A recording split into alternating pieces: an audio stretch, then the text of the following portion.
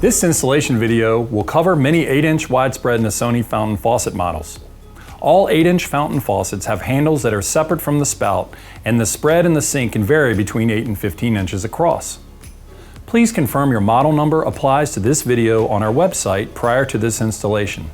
For this video installation, we'll be using the Nasoni 8-inch widespread fountain faucet. This product should be installed in accordance with all local and state building codes. If you don't see your fountain faucet's name or model number associated with any posted video, call 1-800-577-1612. That's 1-800-577-1612 to speak to a customer service specialist or visit Nasoni.com to download your step-by-step instruction manual. In addition to the included Allen wrench, these are the recommended tools that you'll need for this installation: a screwdriver, sealant, plumber's tape, an adjustable wrench, and some safety glasses or goggles. Additional helpful tools are a flashlight and a cleanup cloth. Some installations may require new shutoff valves or other additional tools which are not covered in this video. Check our tools and tips video on our website for further information. Now you've already removed your old faucet and cleaned the area of the sink where your new fountain faucet will go. Your water supply valves are still shut off, so let's get started. Take your new fountain faucet out of the box. You should have the following items: your pre-assembled spout, 1 spout O-ring, 2 long mounting screw rods, 2 hex nuts, 1 horseshoe washer, 1 pre-assembled pop-up drain assembly, a lift rod, 2 valve bodies, 2 handles, 2 rubber washers, 1 cold braided hose and 1 hot braided hose, 1 Allen wrench, and 1 faucet aerator key. First, you'll need to disassemble both hot and cold water valve bodies. The top of the hot one is colored red and the top of the cold one is blue.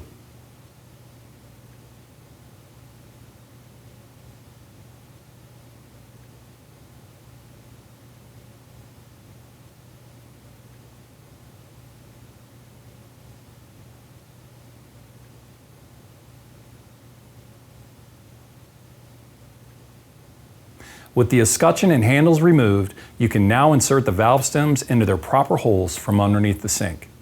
Now you'll need an extra pair of hands for the next part. You'll need to position the hot water valve with the red ring on the left side of the spout and the cold water valve with the blue ring on the right side hole of the sink. Install escutcheon onto valve body and tighten until firmly in place. Ensure valve is properly oriented.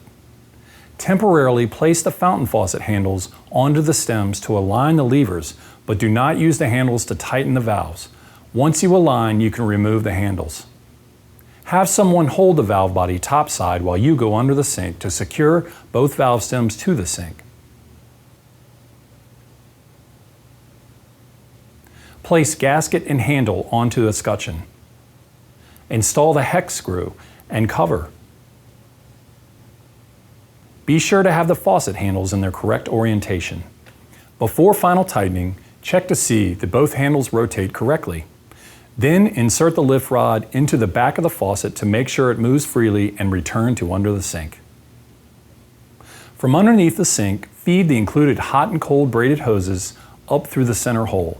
From topside, use an adjustable wrench to tighten the included hot and cold braided hoses to the spout.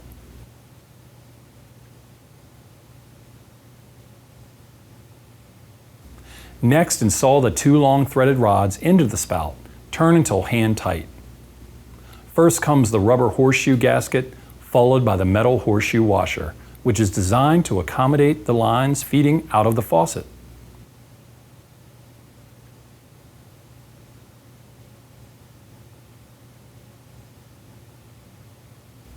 Now you want to install the hose connector that connects to both the water supply, receiving tube, and the hot and cold valves.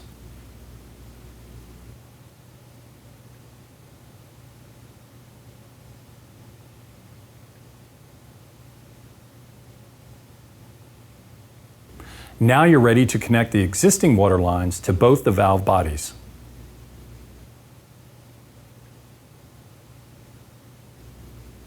While holding the nut of the water supply line with an adjustable wrench, use another adjustable wrench to screw in the inlet line adapters for your hot and cold water supply lines. It's important to note that the hot water supply always connects to the left inlet and the cold water supply lines connect to the right inlet.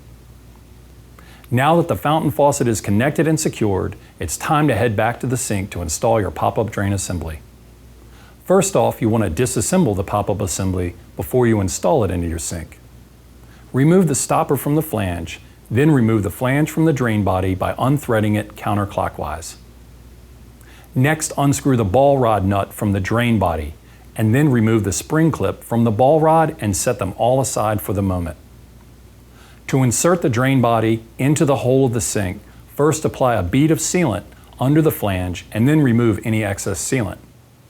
Then from under the sink, thread it to the bottom of the flange. Tighten the drain body's lock nut until the rubber washer seats securely inside the drain opening. Tighten and make sure to adjust so that the ball rod opening faces the rear of the sink. Then drop the stopper into the drain body with the offset slot facing the rear. Then go below the sink and insert the shorter end of the ball rod into the opening in the back of the drain body and through the offset slot. Then hand tighten the ball rod nut, but make sure not to over tighten. Then insert and secure the drain assembly into the P-trap pipe fitting and again tighten by hand. To connect the lift rod to the drain assembly, start with the ball rod in the down position. Place one end of the spring clip onto the end of the ball rod. Insert the ball rod through any hole in the strap connection. We've chosen to insert the ball rod through the third hole in the strap for our installation. Then secure the strap and ball rod by connecting the other end of the spring clip onto the ball rod. Now with the ball rod still in the bottom position, insert the bottom of the lift rod into the hole at the top of the strap. If needed, you can adjust the lift rod height by removing and choosing a different hole in the strap to mount the ball rod through above the deck. Be sure to leave enough space between the lift rod knob and the spout body when the lift rod is down. Once you've determined the proper position of the lift rod and the train assembly, tighten the screw on your strap with your wrench. Return topside and confirm that the pop-up is operating properly. If necessary, make any adjustments. All that's left to do now is to check for leaks. Go back under the sink and turn on the hot and cold water valves. Make sure the water lines are not dripping or spraying water anywhere. Return topside, and before you run any water, Nasoni has provided each fountain faucet with a unique coin slot aerator. Your fountain faucet comes with an aerator removal key. However, should you lose this key, the coin slot aerator can easily be removed by using a quarter to turn it counterclockwise. Be sure to remove the aerator from the fountain faucet's head and allow the hot and cold water to run for at least 15 seconds to clear the water lines. Then reinstall and tighten the aerator. If your fountain height is less than normal, you may need to clean debris from the fountain nozzle. Unscrew the nozzle counterclockwise and use a clean toothbrush and water to gently clean the underside of the nozzle. Then reinstall. All Nasoni fountain faucets come with a Nasoni story cloth. Use this cloth to clean your faucet. Never use any harsh chemicals or cleaners as this may damage the finish and void the warranty.